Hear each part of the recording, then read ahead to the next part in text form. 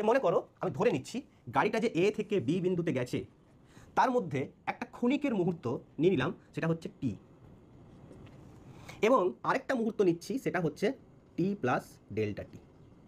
টি আর টি plus delta টি যখন টিতে ছিল তখন মনে করো গাড়িটা এখান থেকে এল দূরত্ব গেছিল, আর যখন টি প্লাস ডেল্টা টি তখন দূরত্বটা হচ্ছে এল প্লাস ডেল্টা এল। এই ছোট্ট একটা ডিউরেশন নিতে হবে। তাহলে এবার আমার প্রশ্ন হবে যে এখানে যদি আমাকে ইনস্ট্যান্টেনিয়াস স্পিড বের করতে হয় টি সময়ে, তাহলে আমার এখানে ভি, এখানে কি লিখবো, তাৎক্ষণিক লিখবে নিচে আইএনএস, আইএনএস মানে ইনস্ট্যান্টেনিয়াস।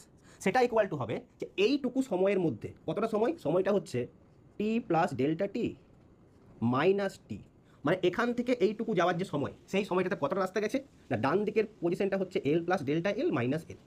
এটা ইকুয়াল টু হবে এল যুক্ত delta L minus L by T যুক্ত delta T minus T. L minus L, T minus T কেটে গেল, সেটা হচ্ছে delta L by delta T.